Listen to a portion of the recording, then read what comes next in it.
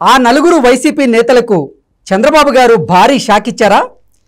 టీడీపీలో చేరతామన్న ఆ నలుగురు వైసీపీ నేతలను ఎట్టి పరిస్థితుల్లో టీడీపీలో చేర్చుకోమంటూ చంద్రబాబు గారు కరాఖండిగా తేల్చి చెప్పారా అంటే అవుననే సమాధానం ఇస్తున్నారు కొంతమంది రాజకీయ విశ్లేషకులు.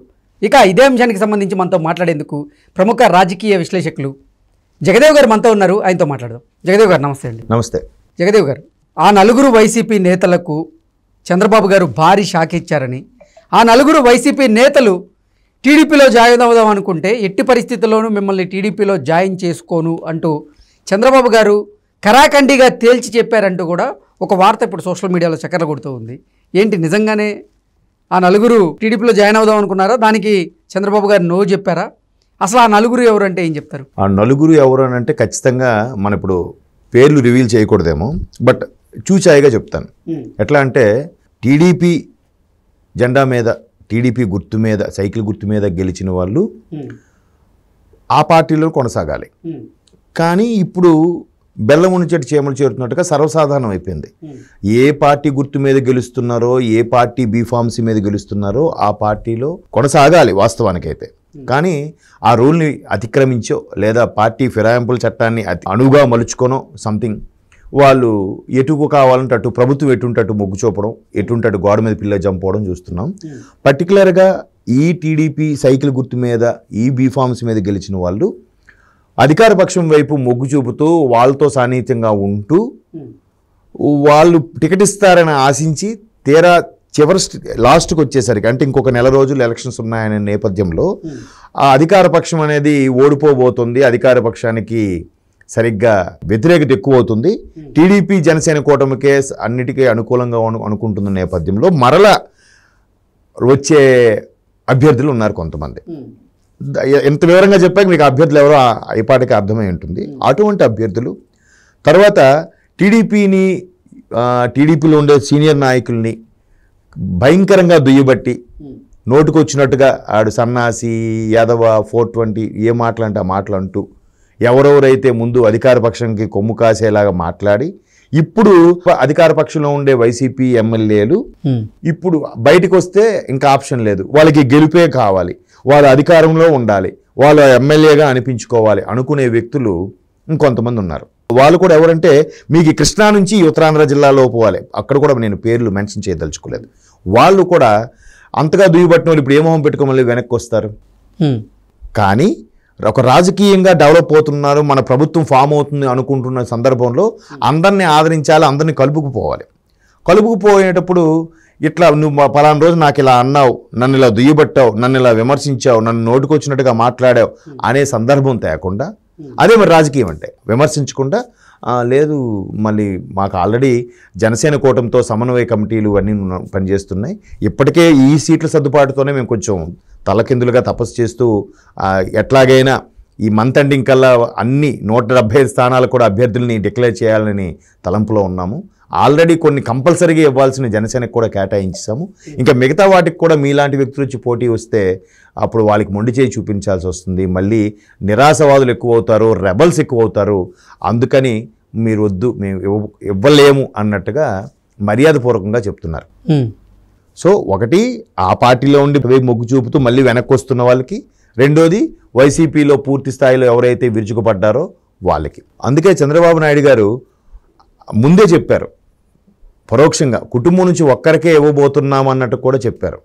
దాని అర్థం ఏంటంటే ఇవన్నీ రాబోయే రోజుల్లో టీడీపీ జనసేన కూటమి మేనియా బాగా గాలి వీయబోతుంది కాబట్టి ఇటువైపు ఎలాగో ఎన్నికల ముందు ఒక్కొక్కరుగా ఇప్పటికే ఒక 20 మంది డజన్కి పైగా ఆల్రెడీ దానికి రాజీనామా చేశారు. కొంతమంది బాహాటంగానే జనసేనలో చేరారు, కొంతమంది బాహాటంగానే టీడీపీకి సపోర్ట్గా మాట్లాడుతున్నారు, కొంతమంది రాజీనామా చేసినా కూడా సైలెంట్గా ఉన్నారు. సరే మాకు టికెట్ వస్తే అనౌన్స్ చేద్దాం, టికెట్ ఇస్తారని మాట ఇస్తే అనౌన్స్ చేద్దాం, లేదంటే కాముగా ఉండిపోదా అనే ఉద్దేశంలో ఇంకొంతమంది ఉన్నారు.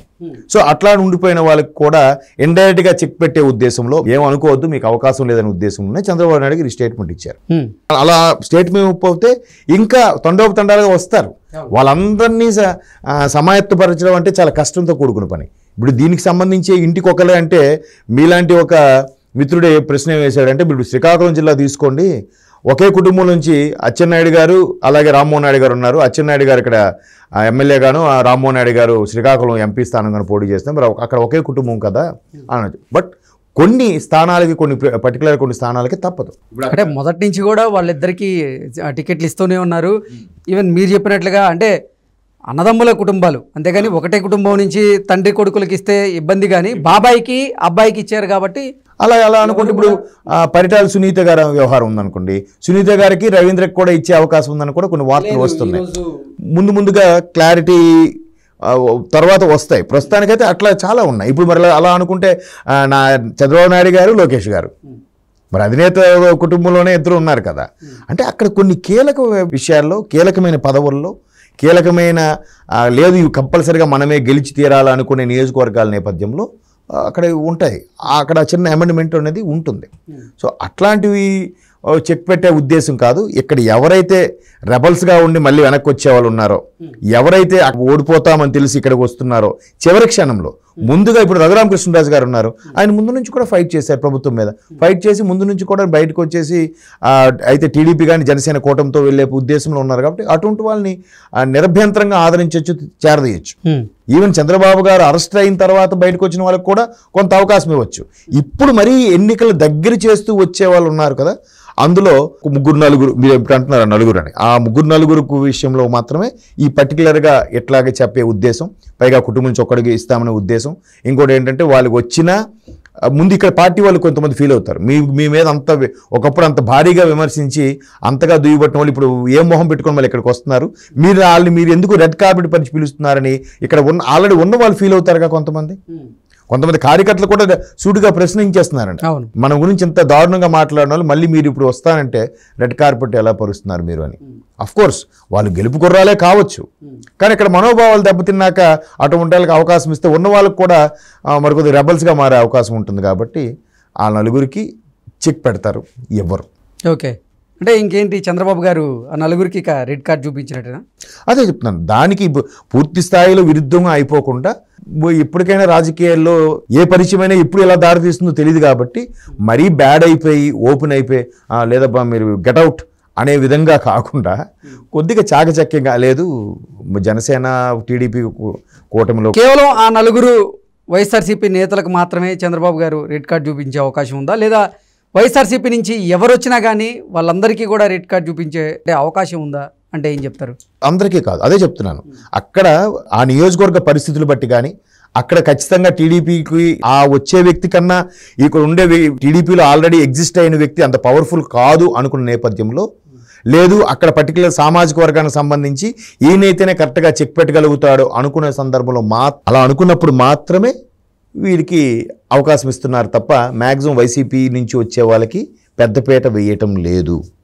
కొద్దిమందికి మాత్రం ఆ ఛాన్స్ ఉంది. చెప్పాను కదా, అక్కడ నియోజకవర్గ ప్రాతినిధ్యం కానీ లేదంటే అక్కడ అభ్యర్థి ప్రాతినిధ్యం కానీ లేదా సామాజిక వర్గం ప్రాతినిధ్యం విషయంలో వస్తే తప్పదు, ఈ వ్యక్తి అయితేనే కరెక్ట్గా రేపు పొద్దున రెబల్గా ఉండి మనకు కరెక్ట్గా చెక్ పెట్టగలుగుతాడు అనుకున్నది. అది చాలా తక్కువ పర్సంటేజ్. అది